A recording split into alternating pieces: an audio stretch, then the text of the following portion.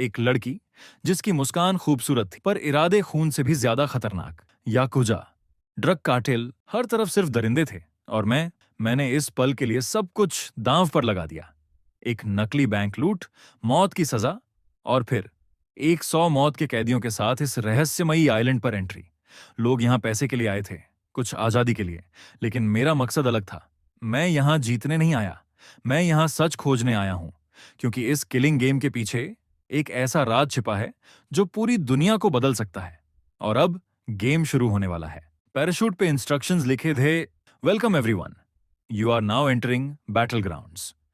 एक illegal killing game जिसका नाम सुनते ही गवर्नमेंट्स भी चुप हो जाती हैं। पॉलिटिशियंस, एजेंट्स, क्रिमिनल्स, सब इस खौफनाक गेम से जुड़े हुए थे। असेंबलीमैन नक्सुकिम, वो आदमी जिसने करप्शन और हिडन क्राइम्स एक्सपोज किए थे।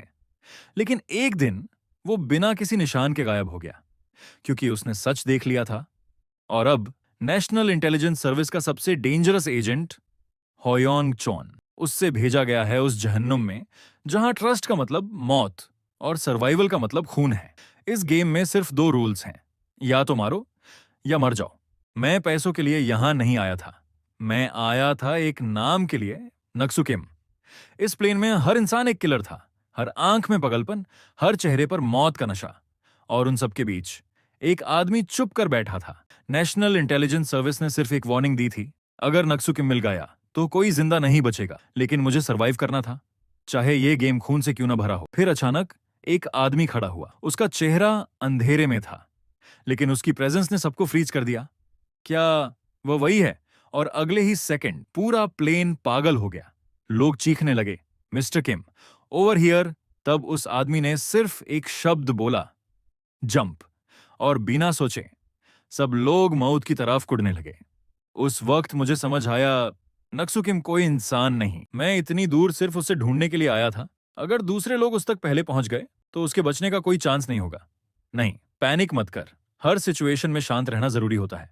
हाँ बिल्कुल, जल्दी करने की कोई जरूरत नहीं। अगर बिना वेपन, बिना व्हीकल के उसके पास पहुंचने की कोशिश की तो हम दोनों का खत्म होना पक्का है।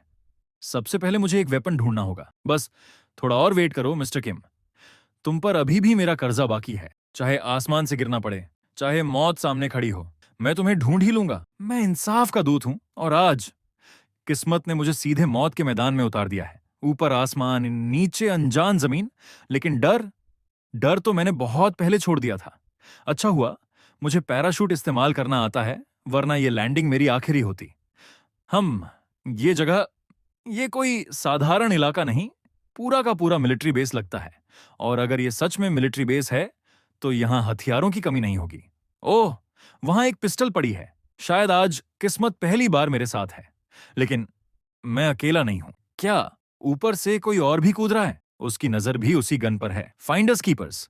हाँ, लगता है इस वीरान बेस में मेरी पहली लड़ाई शुरू होने वाली है। धत्त तेरे की, क्या वो मेरा पीछा कर रहा था? एक गिर चुका है, लेकिन ये लड़ाई अभी खत्म नहीं हुई। उसकी आंखों में डर था और मेरी मुट्ठियों में सिर्फ गुस्सा। एक बार, फिर दूसरा, और अगले ही पल पूरा मैदान चीखों से भर गया। क्रैक, हड्डियों के टूटने की आवाज ने सबको खामोश कर दिया। वो समझ चुका था, जिस इंसान को उसने शिकार समझा असल में वही उसका अंत था। Hoyong Chon, South Korea National Intelligence Service का एजेंट, एक ऐसा आदमी जो अपराधियों पर दया नहीं करता। तुमने गलत इंसान का पीछा किया है, और अगले ही सेकंड जमीन खून से रंग चुकी थी।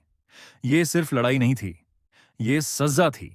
उसने कहा था, मैं अपराधियों पर दया नहीं करता, लेकिन किसी ने यह नहीं सोचा कि वो इंसान कभी मौत से भी ज्यादा खतरनाक था। गलत आदमी का पीछा करना उनकी सबसे बड़ी गलती बन गई। एक गोली चली और पूरा आइलैंड खामोश हो गया। Farmer agent, special task force 707। नाम सुनते ही लोग कांपते थे। सिर्फ 2 लोग गिरे थे, और वो शांत आवाज में बोला, मतलब अभी 98 बाकी हैं। बारिश गिर रही थी, लेकिन उसकी आंखों में सिर्फ युद्ध था। आसमान से पैराशूट उतरने लगे।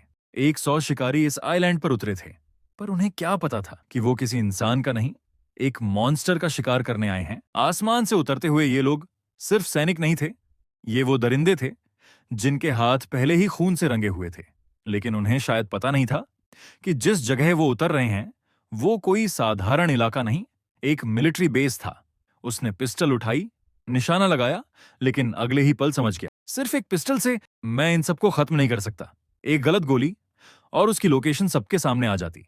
इसलिए उसने फैसला किया, पहले हथियार, फिर शिकार। पर तभी आसमान से एक और खिलाड़ी उतरी। उसकी आंखों में डर नहीं था, सिर्फ भूख थी, जीतने की भूख। ये कोई गेम नहीं था, ये था बैटल ग्राउंड्स, एक ऐसा नरक जहां 100 खूंखार कैदियों को एक द्वीप पर छोड़ा जाता है और सिर्फ एक इंसान जिंदा बचता है। बाकी लोग यहां पैसे के लिए लड़ रहे थे, कुछ आजादी के लिए, लेकिन वो लड़ रहा था क्योंकि उसे लोगों को मारने में जरा भी डर नहीं लगता था।